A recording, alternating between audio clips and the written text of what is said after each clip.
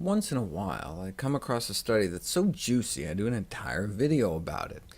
It's like my which fruit fights cancer better video, or the best cooking method one, or that one comparing thousands of foods. Well, this is one such study. A group of researchers at U of F, Gainesville, and Penn State set up an elegant experiment.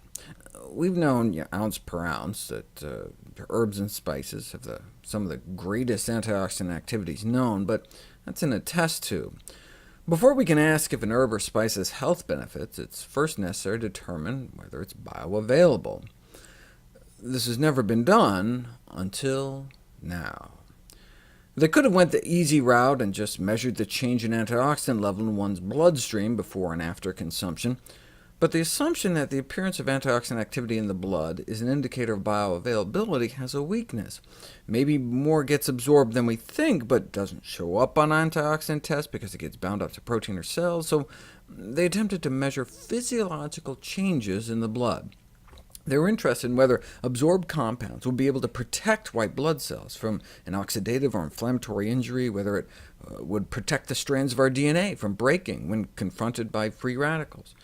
They also wondered if the consumption of herbs and spices might alter cellular inflammatory responses in the presence of a physiologically relevant inflammatory insult. What does this all mean?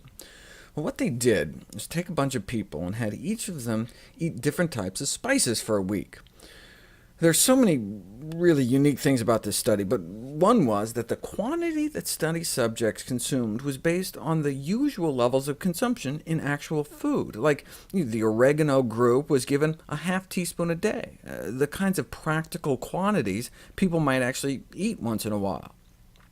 Then at the end of the week, they drew blood from the dozen or so people they had adding black pepper to their diets that week, and compared the effects of their blood to the effects of the blood of the dozen on cayenne, or cinnamon, or cloves, or cumin. They had about 10 different groups of people eating about 10 different spices. Then they dripped their plasma, the liquid fraction of their blood, onto human white blood cells in a petri dish that had been exposed to an inflammatory insult. They wanted to pick something really inflammatory, so they chose oxidized cholesterol, which is like what you'd get in your bloodstream after eating something like fried chicken. So they jabbed the white blood cells with oxidized cholesterol, and then measured how much TNF they produced in response. Tumor necrosis factor is a powerful inflammatory cytokine, infamous for the role it plays in autoimmune attacks like inflammatory bowel disease. Compared to the blood of those who ate no spices for a week, was the blood of those eating black pepper able to significantly dampen the inflammatory response? No. What about any of these other spices? Cloves, ginger, rosemary, and turmeric were able to significantly stifle the inflammatory response. And remember, they weren't dripping the spices themselves on these human white blood cells, but the blood of those who ate the spices. And so it represents what might happen when cells in our body are exposed to the levels of spices that circulate in our bloodstream after normal daily consumption. Not megadoses in some pill, just the amount that makes our spaghetti sauce taste good, or our pumpkin pie, or curry sauce. There are drugs that can do the same thing.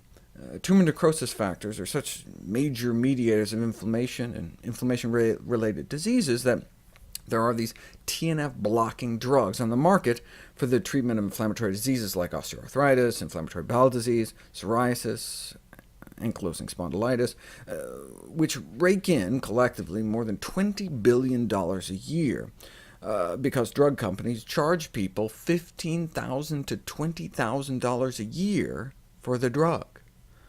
At that price, the side effects better be hugs and rainbows, but no, these drugs carry a black label warning because they can cause things like cancer, heart failure.